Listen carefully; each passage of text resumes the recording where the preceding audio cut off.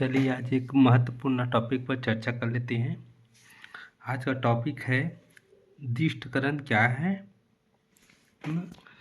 अर्धतरंग दिष्टकारी के रूप में पीएन संधि डायोड का वर्णन निम्न शीर्षकों के अंतर्गत कीजिए। जैसे कि आपको दिया है ना, बनाने के लिए दिया जाएगा नामांकित चित्र एवं कार्यविधि, या इसको इस रूप में भी पूछा जा सकता है ना। तो सबसे पहले हम जानते हैं दिष्टकरण क्या चीज़ है। तो दिष्टकरण क्या है, देखिए, प्रत्यवर्ती धारा को प्रत्यवर्ती धारा को दिष्ट धारा में परिवर्तित करने की क्रिया दिष्टकरण कहलाता है। अर्थात यहाँ पे देखो, एक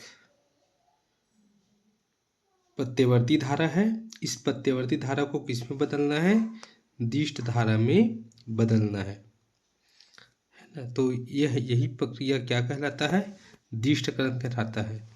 और इस प्रक्रिया में मतलब प्रत्यवर्ती धारा को दिष्ट धारा में बदलने के लिए जो उपकरण का उपयोग करते हैं, ये क्या चीज़ है, हमारे पास उपकरण है।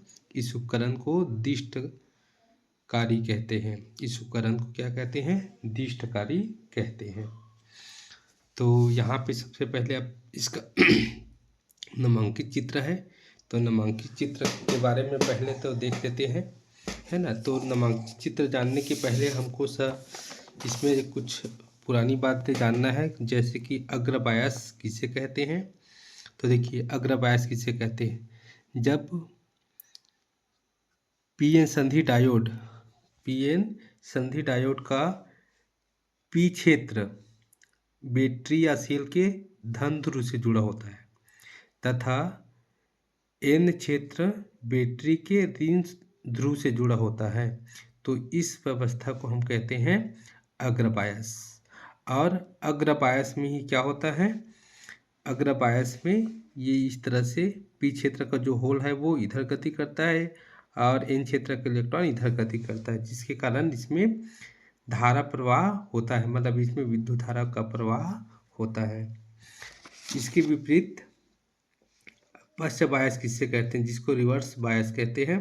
तो देखिए, जब पीएन संधि डायोड के पी क्षेत्र को बैटरी के ऋण ध्रुव से तथा एन क्षेत्र को बैटरी के धन ध्रुव से जोड़ा जाता है, तो इस प्रकार के व्यवस्था को हम पश्च बायस कहते हैं।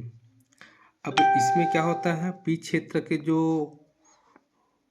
होल है वो इस इलेक्ट्रॉन से, इस ऋण ध्रुव से आकर्षित होकर इधर चलने लगता है इस तरह से, और यहाँ पे इसके जो इलेक्ट्रॉन, एन क्षेत्र के जो इलेक्ट्रॉन है वो धन ध्रुव से आकर्षित होकर इधर चलने लगता है। इस तरह से इसमें धारा का प्रवाह नहीं होता है, इसमें उपयोग होने वाला है।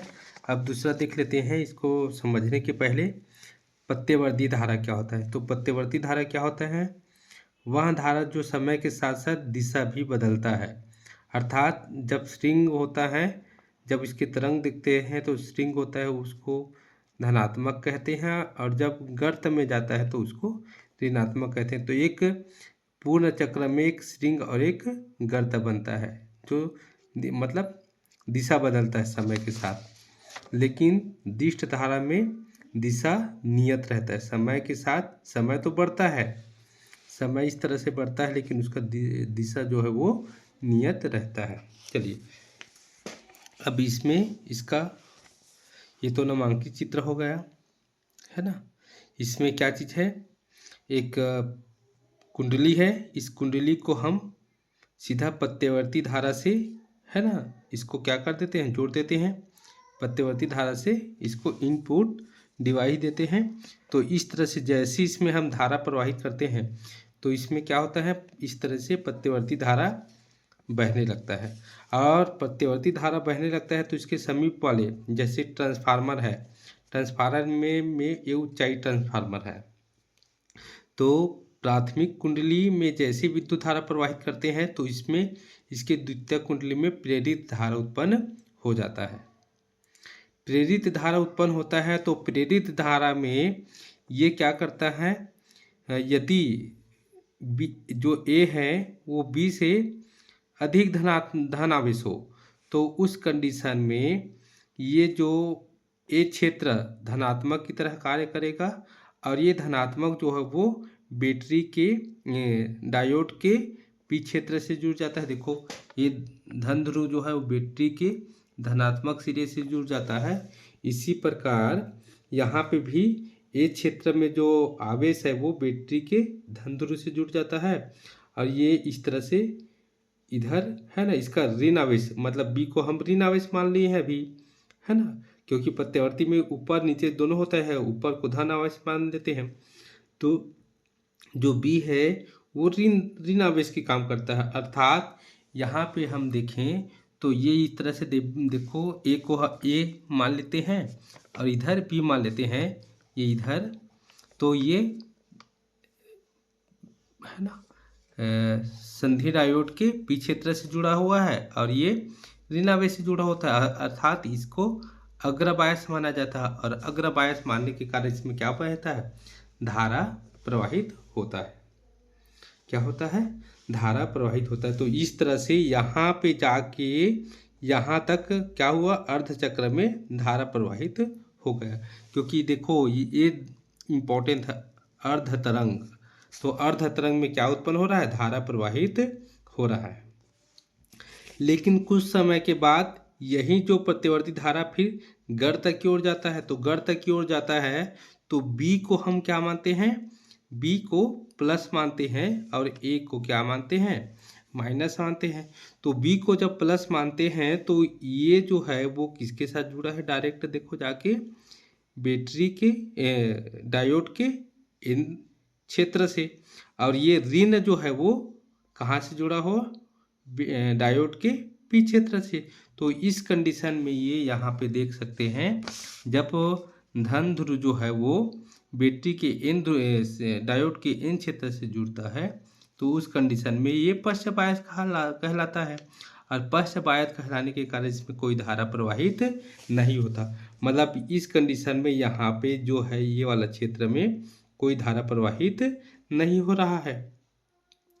फिर ये यहाँ पे ऐसे आना चाहिए, तो ये एक कंडीशन में धारा प्रवाहित नहीं हो रहा है क्योंकि एक तो पश्च बायस है, अग्र बायस है। अब एक समय के बाद पुनः क्या आएगा, फिर ये ऊपर में आएगा, ये इस तरह से ये फिर अब श्रृंग में आएगा, तो श्रृंग में आएगा तो फिर ये धन ध्रुव की तरह कार्य करेगा और फिर अग्रबायस की तरह कार्य करेगा।